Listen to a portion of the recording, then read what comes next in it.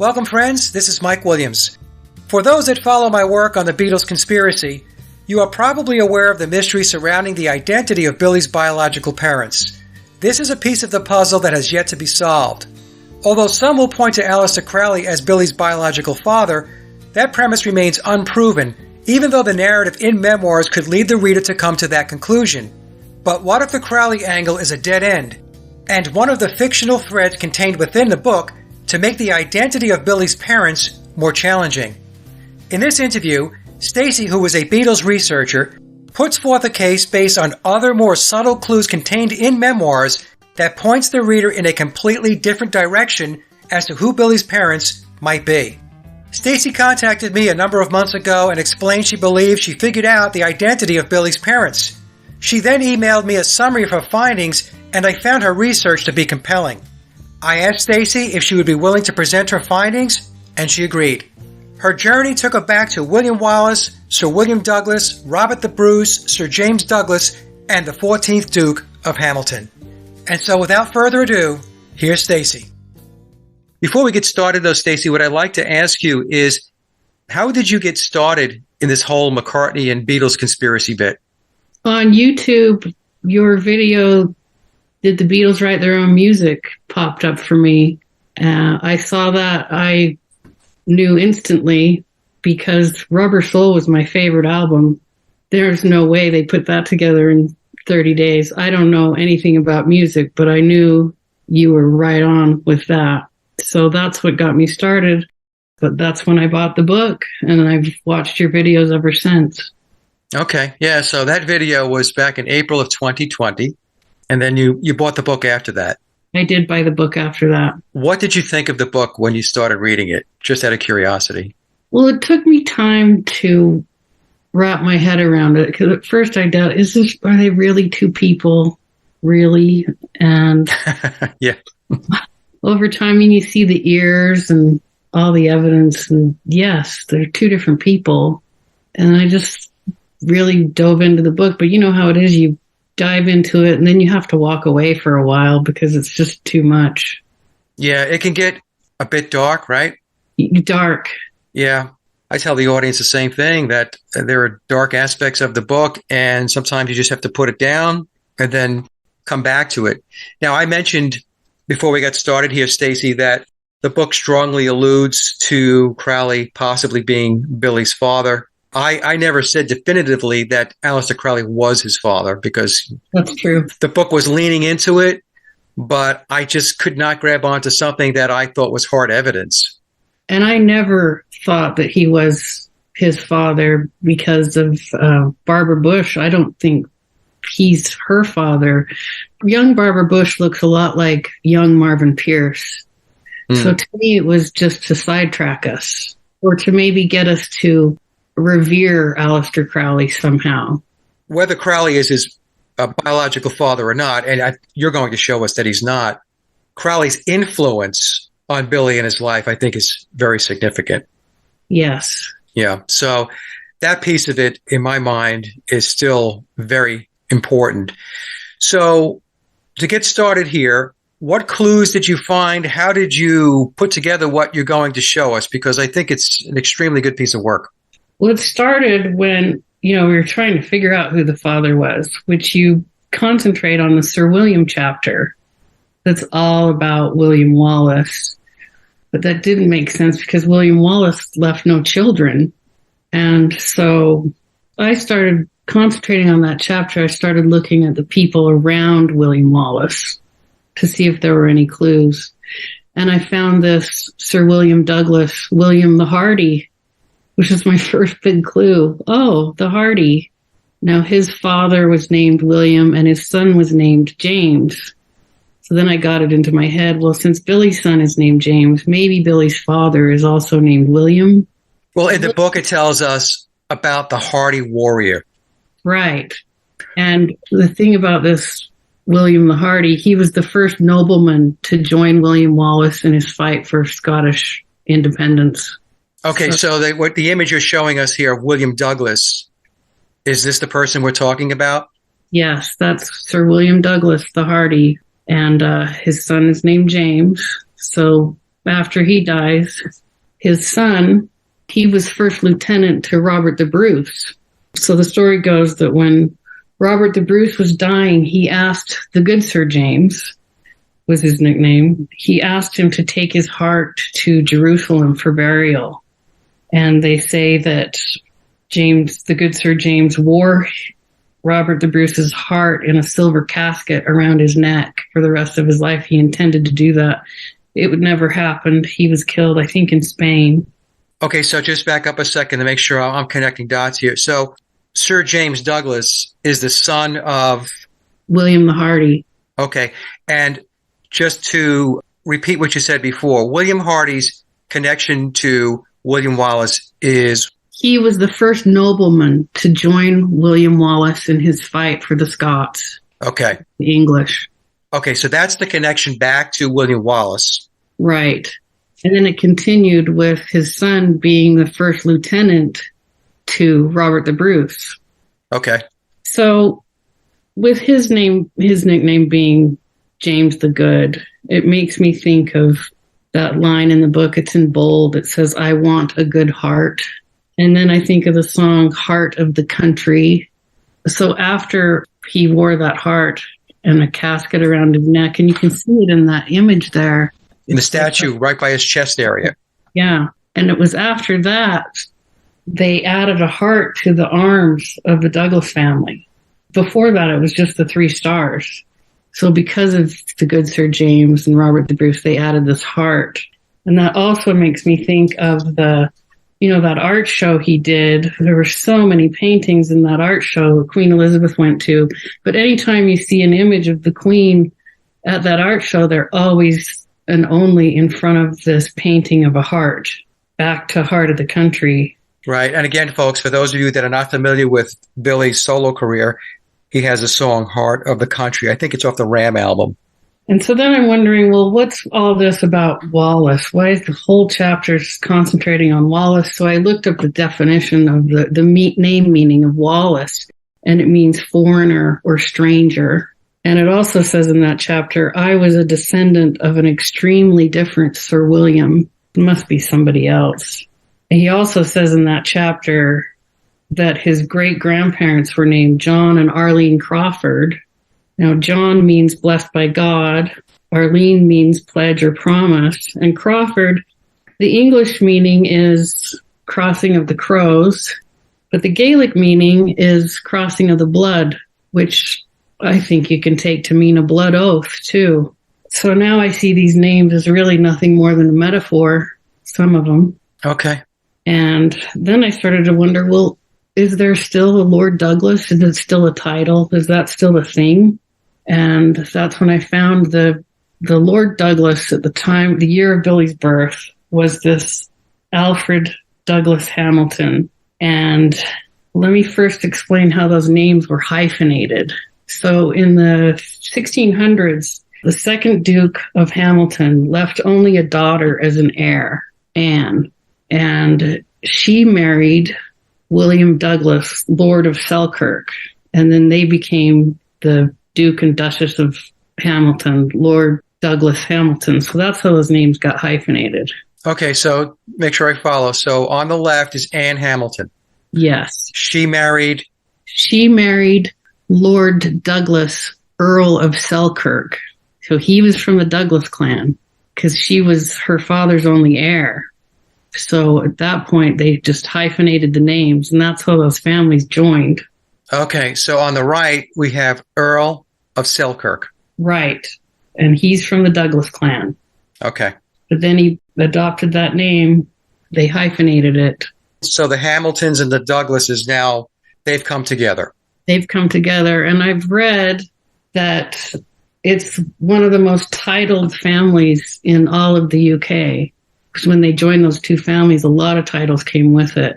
Well, Alfred here, he inherited the title from his fourth cousin, William, who only left a daughter as an heir. William left his daughter most of the lands, but he left the title to his fourth cousin, Alfred, Hamilton Palace, and $1 million in debt. I would have said no thank you, but he took it. And he had been a sailor And then he was suddenly the 13th Duke of Hamilton. Okay, so you have to excuse my slowness here. So the 13th Duke of Hamilton, which I'm looking at right now. Yes. How does that relate to the prior slide? So Anne and William in the 1600s, that's when the families joined. So he's just a descendant of these two. Okay. That's how the names were hyphenated, and that's how he ended up. His name was Alfred Douglas Hamilton. He got the title from his fourth cousin, and his fourth cousin left him the title because his fourth cousin only left a daughter as an heir, and rather than leave the title to her and her husband, he chose to leave it to his fourth cousin, which is pretty distant relative. I mean, Alfred was just a sailor, and then suddenly he's the premier peer of Scotland. It sounds like they didn't want to leave the title to a woman. It almost sounds like he had to seek out a male within the family bloodline. Yes, and I mean, unlike Anne in the 1500s, William chose to keep it in the bloodline with the paternal bloodline, the male bloodline. Okay. But he did leave most of the land to his daughter and $1 million in debt to Alfred, which... Yeah, wow. What a good guy. Yeah. Hamilton Palace, too, which was quite a structure, but they ended up tearing it down in the early 1900s because there was coal mines underneath that compromised the structure. So even that didn't benefit him much. So we're looking at the 13th Duke of Hamilton right now. So his tenure was 1895 to 1940. So that's the period of time when he was the 13th Duke? Yes, and so he was the Duke when Billy was born. Okay. And so that's kind of why I focused on him. I just wanted to know if Lord Douglas still existed. And there it is. When did he die? Do we know? 1940. And then his son, Douglas Hamilton, became the Duke. He became the 14th Duke of Hamilton. Okay, Alfred. He married Nina Mary Benita Poor. And that kind of gets my attention because in the book it says William was born a poor young country boy. And Tom's footnote says, well, of course William was born young. But I'm looking at this name, her maiden name, Poor, and wondering if that's a clue. So 3 years before Nina married Alfred, her brother Robert married Alfred's sister Flora. They had no children, but he got my attention because he was born in Dublin and he played cricket for South Africa, which brings up the line, have you ever noticed the pipes line sung on the Let It Be album? And I'd looked into that a long time ago, and what that is, it's John Lennon on the Let It Be album singing, Oh, Danny Boy, the old Savannah's calling. Yeah. Well, with Robert being born in Dublin, he's a Danny boy, plays cricket for South Africa, Savannah. But then I wonder, do pipes have anything to do with cricket? I didn't know anything about cricket. I looked up cricket and pipes, and yes, they use what they call pipes in cricket to secure the netting or the chain link fencing to create enclosures to keep the ball in a certain boundary. So pipes is a thing in cricket. And I'm thinking this is who he's talking about. So back to Nina. Nina, 2 years after she married Alfred, she co-founded the Anti-Vivisection Society. And in the dictionary it says the only people that use that word vivisection are people that are against it. And it's people that are against the use of animals in scientific testing. She was an animal rights activist. Okay. And then I wonder if did that influence Billy to create a character named Viv? Because here's this woman, maybe she cares more about animals being protected from experiment than people. She also, in World War II, she used a Douglas Hamilton property called Fern House as an animal sanctuary. It was to protect the pets of wealthy Londoners during the Blitz. And you know how Wikipedia gets edited. That's how it was described when I first found this. Since then, it's been edited many times to make her sound altruistic, as if she was just getting animals off the street. But I believe the first version, it was just for wealthy London families. Yeah, that's the thing about Wikipedia that folks have to be aware of. Whenever I look something up, Stacy, I actually save it as a PDF because I have found instances myself when I was doing the research or as I do the research where I would go back to a Wikipedia entry and I noticed that, well, the wording was changed. It's unreliable as far as that goes, but it's good for birth dates and death dates. Yeah, the basic information. Yeah. Okay, she dies January 51 at age 72. Yes. So I'm looking around Alfred and Nina's children and grandchildren, and I still don't know if I'm looking for mother or the father. And I still had in the back of my mind, maybe Billy's father is named William. I don't find a William, but I find their grandson, James, who was born in 1942. He's on the left. He's the current Baron of Selkirk. And I'm thinking, wow, they have the same chin. Maybe they're cousins. Yeah, you could see the resemblance. It's interesting. You should point this out. I had the image previously that you sent me of on the left. That's who on the left? That's James Douglas Hamilton. He's the current Baron of Selkirk. Okay. So I did the same thing. I compared it to an image of Billy, a different one, but when Billy was older. And the older images are a little easier to do the compare because a lot of the stuff that was done as far as plastic surgery and cosmetics and all that stuff, it doesn't hold together as well. Right. As he got older. So more of his natural features are emerging or coming through. And so I did the same compare. And I noticed, in fact, I brought my wife in. I asked her, do these two people, she knows who Billy is, do they look similar to you? She goes, oh, absolutely. Yes. And I'm just, James' parents were married in late 37 and they had 5 boys. So I'm just thinking, well, maybe they're cousins. But then I find this young picture of James and wow, he looks just like Viv. Look at the jawline. Yeah, that is a wow. And I think maybe they're more than cousins. Maybe they're half brothers. Maybe Billy is Douglas Hamilton's illegitimate son.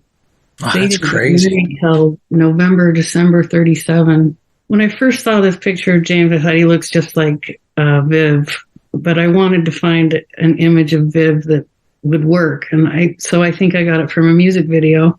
Oh, and then there in the book, Billy says, I look like James. He's talking about his son, James, but maybe he's also talking about his half brother, James. He looks more like the Baron of Selkirk than he does even his own son, really. I mean, he looks like his son. If we take a look at Vivian Stanshall, we're talking about the Stanshall folks, and I always have to say this because I always have to say it. We're talking about the version of Vivian Stanshall that played in the Bonzo Dog Band with Neil Innes. And there were at least 2 versions of Stanshall. There was the version that Billy played in the Bonzos, and there was Victor Stanshall, who Billy had on his payroll to play the Stanshall character, so that Billy could have his McCartney character and his Stanshall character coexist. The version of Stanshall that you're looking at right now is Billy from the Bonzos. Yeah, so then I think, well, if he's Douglas Hamilton's illegitimate son, James' half-brother, let's look at Douglas Hamilton. He's one of the most fascinating characters in all of this. So this would be his father now? This would be who I'm thinking maybe his father. Okay. And you say his illegitimate child, and the reason why you're saying that is because... Billy says he was born in 1937. Douglas Hamilton married in November, December 1937, and they had 5 boys. The oldest was Angus, born in 38. So if he's his son, he was an illegitimate son. I'll show later that he was illegitimate. James wrote a book about his father. He's written a couple books. And in one of James' books, it has a photograph of his parents' wedding. They're coming out of the St. Giles Cathedral, and it was November 37, James says. And anything else you see on the internet, it says they were married in December. I tend to believe James. He would know when his parents were married. So I think it was November. Okay. 37. It was a, white wedding, a big formal affair. The premier peer of Scotland's getting married. Okay, and you're going to show us why you believe that Billy is the illegitimate child of the Duke of Hamilton. Of the 14th Duke of Hamilton. Okay. So he's interesting. He was a boxer, a champion boxer, a pilot. His three brothers were pilots. They were all in the Royal Air Force in World War II. Douglas was Commodore in the Royal Air Force, a very young Commodore. And then this story, I never knew about this from World War II, but Rudolf Hess flew to Scotland in 1941 in an effort. He wanted a message sent to Churchill. He was trying to stop the war. Right. It was 1941, so Douglas was the Duke at the time. He was looking for Douglas Hamilton. He wanted him to take a message. He crashed his plane. So there was a big controversy about it. Like, how did you know him? He said, I never met him personally, but he knew about him because at the 1936 Berlin Olympics, they both attended the same banquet. Hess always maintained that, no, I never met Douglas Hamilton. And for Douglas Hamilton, it was a sensitive subject. People were saying, well, you were working with him beforehand, but it never went anywhere but it's a sensitive subject to the family. They want to make sure that Douglas Hamilton is cleared of any question about knowing Rudolf Hess beforehand. All it was they attended the same very large banquet in 1936 at the Berlin Olympics. Now, his son James wrote 2 books about his father, and they're both about this incident. The incident with Hess. The incident with Hess. Okay. So the other reason Hess said he sought out Douglas Hamilton in particular was because he'd known about him. Douglas Hamilton in 1933 wanted to do an expedition over Mount Everest. So it was a famous flight. They had open cockpits, and it was a very dangerous. So he was well known for this at the time.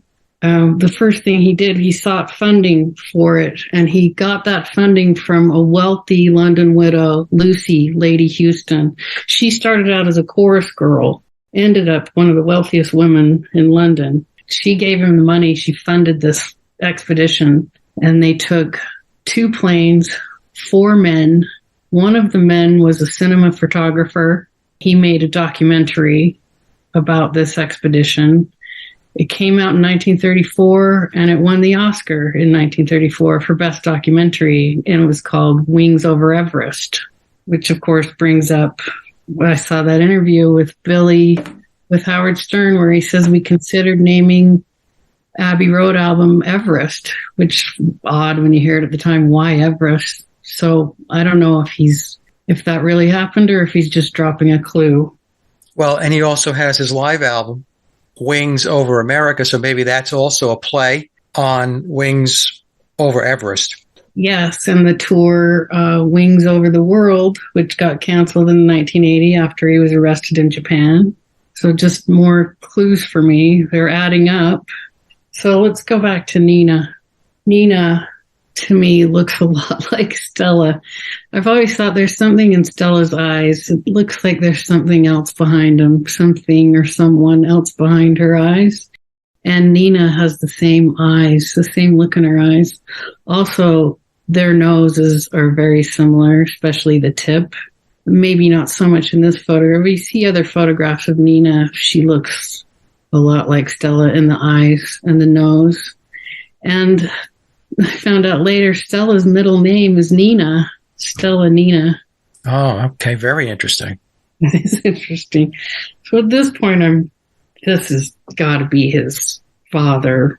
But it's still speculation, right, on my part. And I feel like I got confirmation in the music video. It was made in 1979, Wonderful Christmas Time music video. At one point, there's 4 diamonds that come out of the sky, and it's like they're in formation as if they're planes coming in for a landing into the runway. And I'm thinking, are those supposed to be, is that like Lucy's diamonds in the sky? There were 4 men on that expedition. There's 4 diamonds. As soon as they're out of sight, because they land, a white horse appears in the sky. Now, those 2 airplanes they took on that expedition had Pegasus engines. And Pegasus, of course, in Greek mythology is a white stallion. Later in the video, a woman in 1950s hair and dress, early 50s fashion, gets out of a car. She picks up a wind-up toy dog, and cradles it as if it's real. Of course, Nina died in 1951 and was an animal rights activist. I'm thinking, is that supposed to be symbolic of Nina? And to me, this is confirmation that he was putting out there as early as 79 that this is his family. There are other images of Billy with a pale horse as well, not just in the video here. I've seen other images where on his farm. Oh, yeah. I didn't think of that. And maybe there's a lot more behind the mythology of Pegasus than just the engines being Pegasus engines. There could be, but I think that the association that you made is valid. So for me, that's confirmation. I think this is his father. I think he's his son. A couple more things about him. He was in the 60s, he was director of Scottish aviation. I didn't know airplanes were so big in Scotland, but it's kind of a big deal, Scottish aviation. And in 1969, Scottish aviation came out with an aerobatic aircraft called the Bulldog. And you think of the song, Hey Bulldog, there's a line in it that says, jackknife in your sweaty hands. Well, jackknife was a maneuver, a really hairy maneuver that these aerobatic planes did. And of course, in the book, it says that John Lennon was sort of saying, if you're lonely, you can talk to me. The Bulldog didn't go into production until 69, but Angus Hamilton, Douglas Hamilton's son, was test piloting that thing as early as 67. So before the song came out, it was being test piloted. Yeah, because the song was released in 1968. So maybe Billy kind of wrote that, if you're lonely, you can talk to me, for his brother Angus. Also, in the Magical Mystery Tour, where he says, there's another disguise, I'm in another disguise in that movie. And during I Am a Walrus, there's an airplane. And I'm thinking maybe he's in that airplane. I think that's the disguise. It was during I Am a Walrus. And during that song, during the music video too, there's an airplane flying around in the sky. The whole family, they were pilots. And it's possible for someone to get, in the United States, it's possible for someone who's blind in one eye to get a pilot's license. You can't be a commercial pilot, but you can get a pilot's license. And all of those boys in that family, they're all pilots. You know, another airplane connection, Stacy, and it's mentioned in the book, in the footnotes. I think it's the footnotes, where he claims that he was in an airplane on a tarmac on 9/11/2001. Yes. And so was Leonard Cohen, or he was there. Yeah. So I'm just saying it's another airplane connection. Yeah. Another thing about Douglas, his brother, who was the Baron of Selkirk of his day, his name was George. And George was intelligence for Royal Air Force during World War II. And remember in the book, it says, Billy says it was his uncle that called George Martin to say, it's my nephew that's going to play this role on a permanent basis. So if he was intelligence in World War II, he definitely outranked George Martin. So maybe it was Uncle George that made that phone call. So his uncle is the brother of Douglas Hamilton, and his father has a brother named George, and that would be Billy's uncle. And Uncle George called George Martin and said, hey, my nephew is going to be the guy that's going to fill the role. Yes, and so this is the 14th Duke of Hamilton. Remember, that family has many, many titles. Well, they always give the title Baron of Selkirk not to the Duke, but they give it to another son. So in his day, Uncle George was the Baron of Selkirk, and James is the current Baron of Selkirk. So I'm satisfied at this point that that's his father. But I'm reading that line on page 20. My mother, called Mary here, like Paul's, died when I was young. So I think, well, we're never going to know who the mother is. It's not going to be possible, but I can't help but still continue to look around the family. And I see that Douglas Hamilton's wife was Elizabeth Percy. And that reminds me of Percy Thrillington. And I think, well, okay, is this a stab at his stepmother? Maybe she didn't want her husband's illegitimate son around her 5 boys, and Billy felt set aside, sort of sacrificed. Maybe this is kind of a stab at her. When did his father pass away? 1973. Okay. So he was around for a pretty long time. Yeah, he was around to see what happened with the Beatles. Yep. Right into the Wings period. Right into the Wings period. So I can't help. I just go deeper into this Elizabeth, because her maiden name was Percy. Is another clue to me.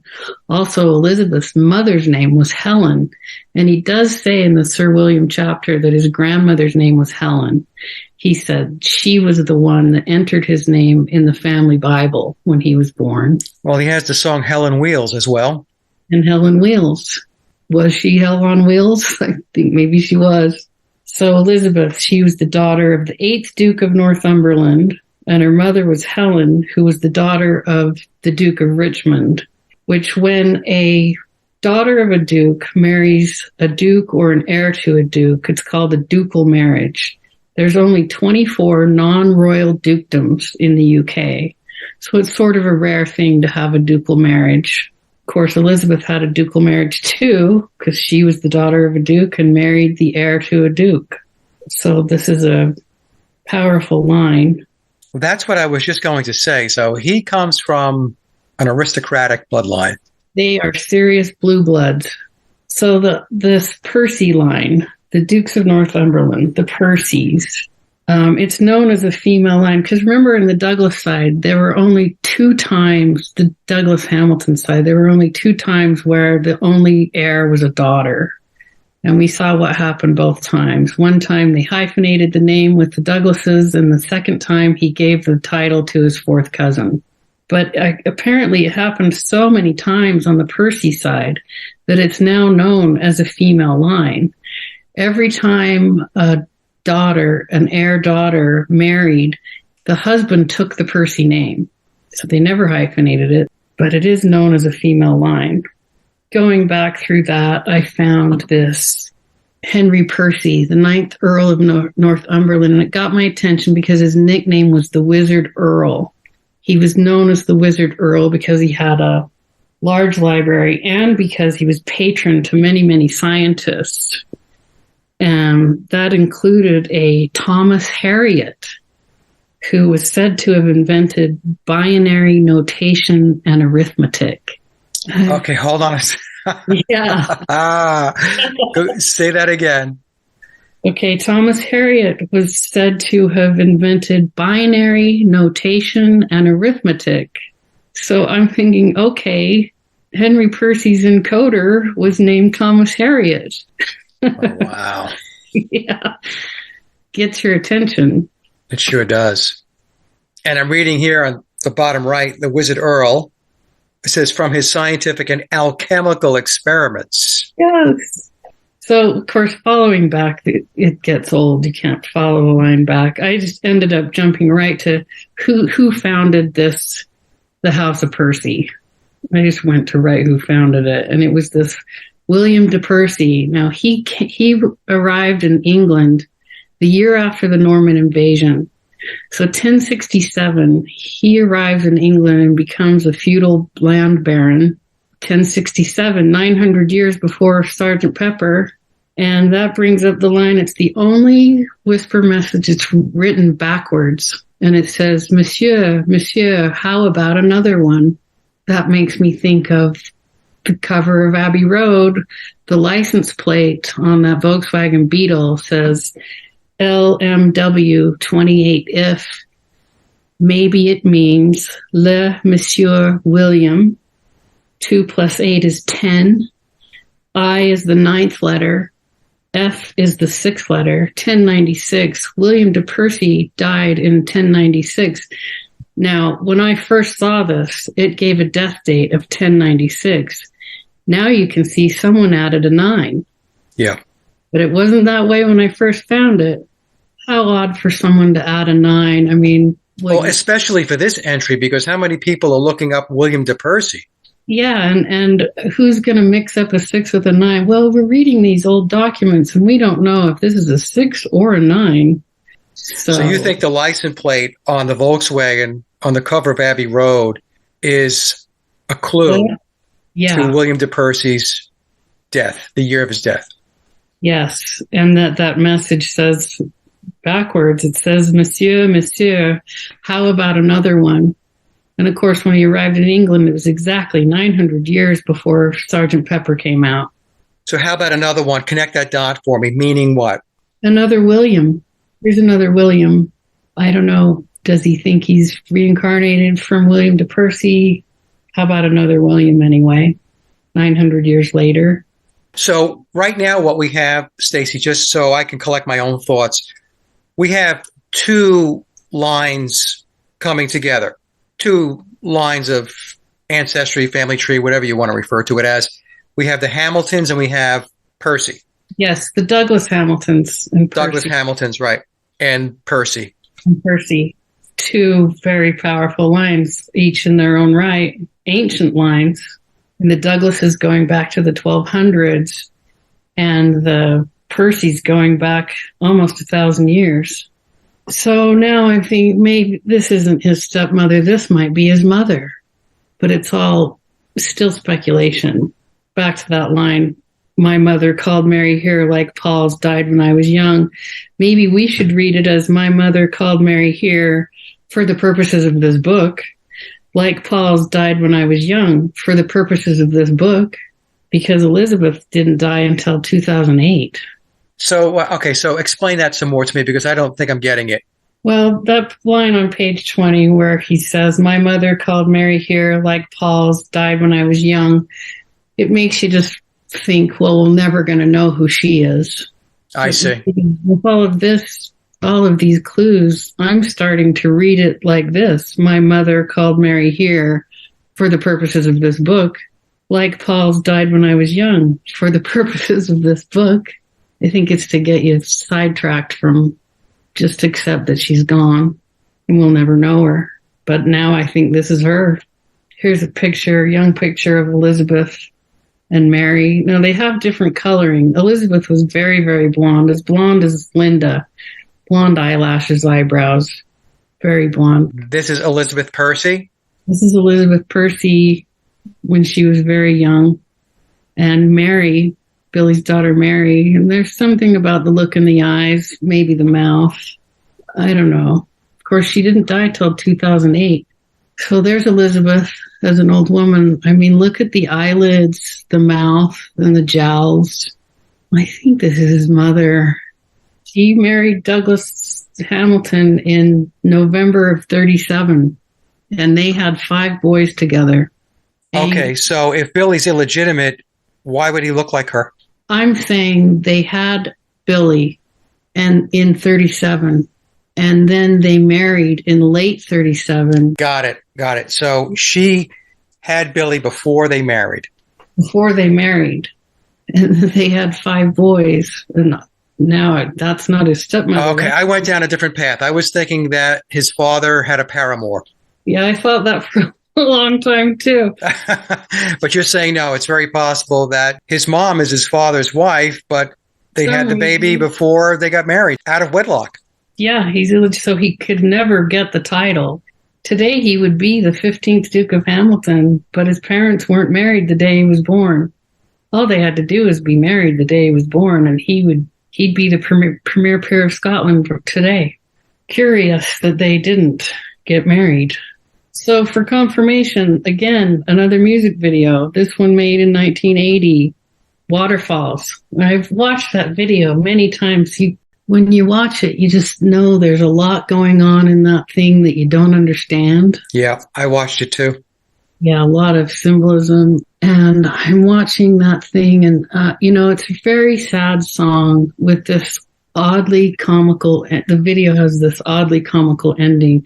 After the music is over, he turns out the light and you hear garbage cans crashing and then a cuckoo clock.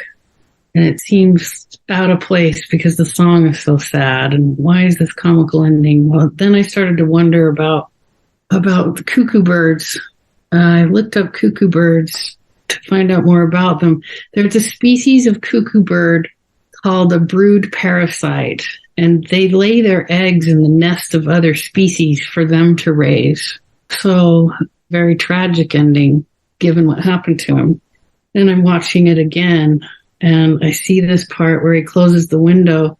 Her name was Elizabeth Ivy Percy, and that window surrounded by ivy. And I'm looking at the window. You know, there's such a thing as Edwardian fashion and Victorian architecture. Is this an Elizabethan window? As in Elizabeth I time period, timber frame window? I looked it up. It is. What makes that an Elizabethan window is the grate in the glass. Elizabeth Ivy. That's his mother. And when you think about that, Christmas Time came out in 1979. He was arrested in Japan in 1980 and came out with this music video in 1980. I think he was going through a lot in 79, 80, taking the risk in Japan. And he says he doesn't know why he took all that marijuana into Japan. It didn't make sense to him, but maybe he was just going through a lot. Yeah, he was having a moment. Yeah. You know? Well, you'd think I'd be satisfied with all of this, right? But what drove me crazy is why would an alpha male like Douglas Hamilton, who was 34 years old, had a pregnant 21-year-old girlfriend, why would he not just marry her to make sure his son, if it was a boy, got the title? Why would he do that? And I found that in May of 1937, Elizabeth is second from the left. She was in the coronation as a maid of honor in the coronation in May of 1937. On the right is Helen. She was the Queen Mother's mistress of the robes until Helen died in 1967. That means she was in charge of wardrobe and jewelry for the Queen Mother. So maybe what happened is Helen really wanted her daughter to be in that coronation. Well, you can't be a married woman and be a maid of honor. You have to be a maiden. And maybe that's why they didn't get married. And also, for people that are in their circle, but not in their inner circle, it's the perfect excuse to explain why you didn't get married. They could say, well, you know Helen, she was determined that her daughter's in that coronation. So what were we to do? We just didn't get married until late 1937. So our firstborn son is illegitimate. He could never get the title. Interesting. So to make sure I understand these images here. So the second to the left, on the left-hand side, that image, that is who? That is Elizabeth Ivy Percy Douglas Hamilton. That would be Billy's mom. Billy's mom. Of course, at the time, she was Elizabeth Ivy Percy. She hadn't married yet. And that's the coronation in May of 1937. And on the right is Helen, Elizabeth's mother. She was mistress of the robes to the Queen Mother. So she was in charge of wardrobe and jewelry. So maybe she just really wanted her daughter to wear a dress that day. She really wanted her daughter to be in that coronation. The reason why I got a little confused is because the image on the right is in color. Yeah, it was colorized later. There's a black and white. The original is black and white. But I liked this colorized because you can see more detail. Okay. That's why I got thrown a little bit. Yeah, she was a beautiful young woman, Helen. She didn't maintain her beauty, but she was a beautiful young woman. And I think that's where Billy got his height and his long legs. She's a very tall woman. I mean, look at the distance between her hips and her knees. She was long-legged. And then there's that necklace. It's an 8-spoked wheel, like a Yule wheel. That's a pagan necklace. And it makes me think of how he said Helen was the one that entered his name in the family Bible. Well, now I wonder what kind of Bible. Certainly not a King James version. And when it says, I was the son of the magician, maybe it's the maternal line, like the Percy line is a female line. Maybe Helen's the magician. I don't know. Also, Helen, she was the daughter of the Duke of Richmond. The Duke of Richmond family seat is called Goodwood House. Makes you think of Norwegian wood, where the line goes, isn't it good, Norwegian wood? Now I wonder if that song has anything to do with Helen or something that happened to Goodwood House. But that's neither here nor there. Going back to Son of the Magician, just to mention it, another indicator that Crowley is not his father came from another researcher, Wendy, who's been on some of the roundtables. Billy has this whole role where he claims in the book that he's playing the role of Horus, the Egyptian god Horus. And, of course, his mother, as Horus, would be Isis, and Isis was known as a great magician. So he would be the son, because if he's Horus, of the magician, because Isis would be his mother. So I just want to point that out as well. That's another indicator, another clue that Crowley is not his dad. Yes, I didn't know that. That's interesting.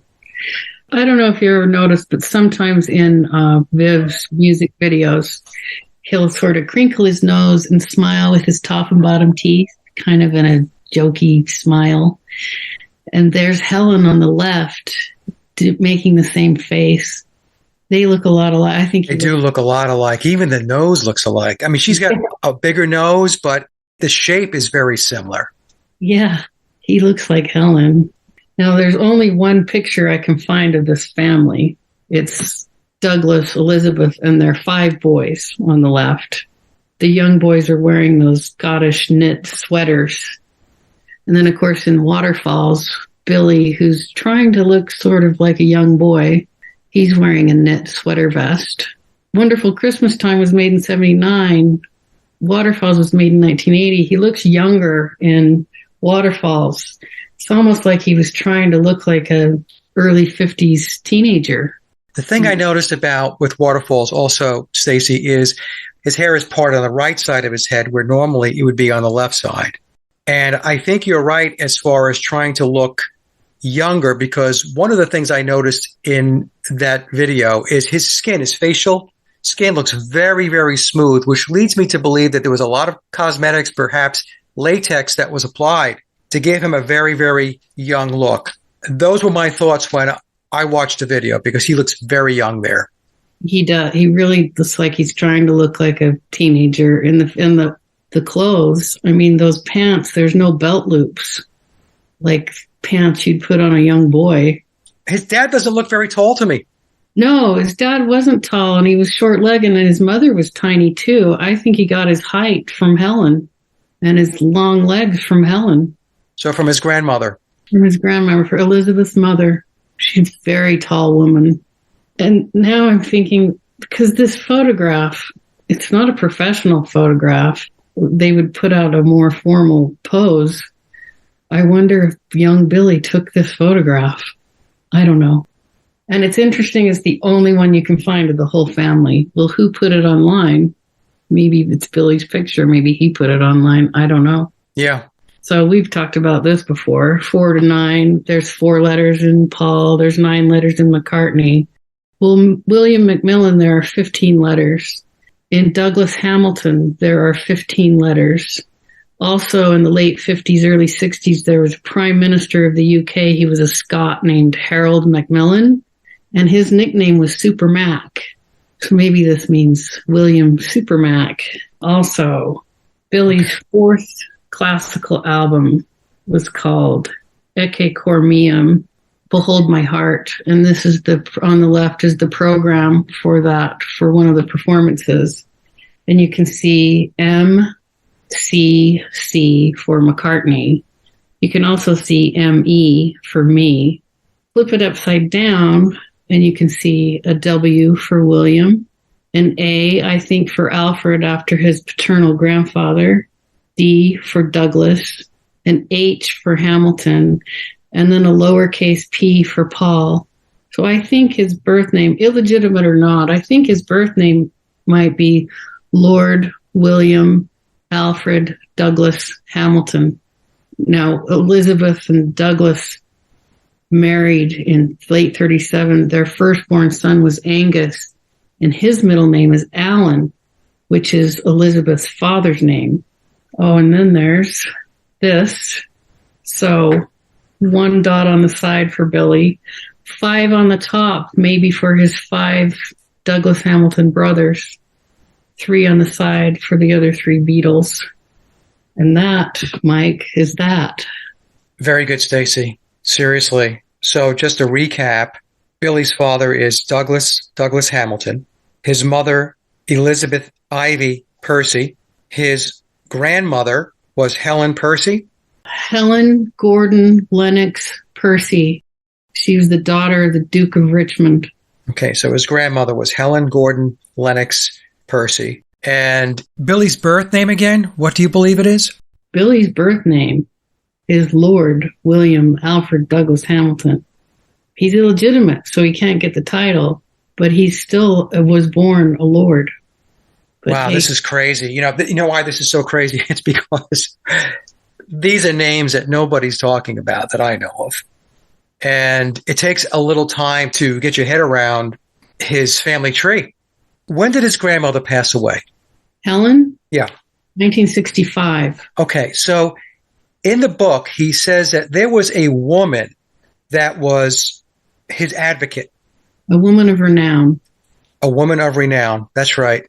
I think I know who that is. I thought maybe it was his grandmother, but you think it's somebody else? Yes.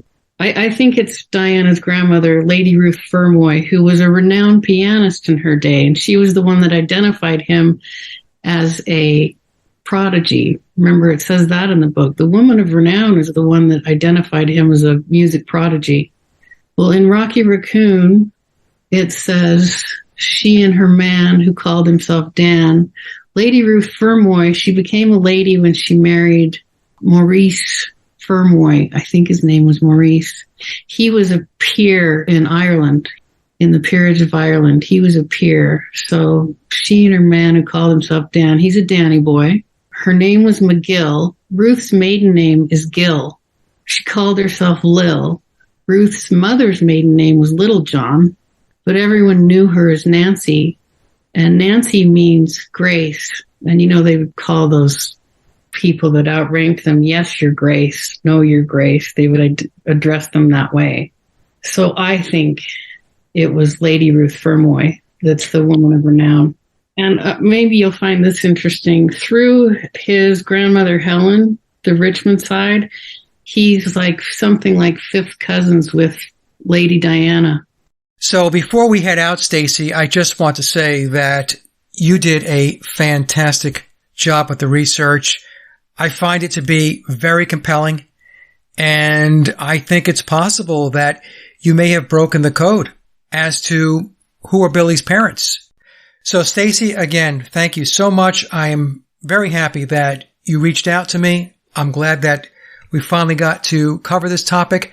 I know it's going to be of keen interest to the audience, and you have an open invite to come back at any time. It was a great presentation. So thank you very much, Stacy, and I'm sure we will talk soon.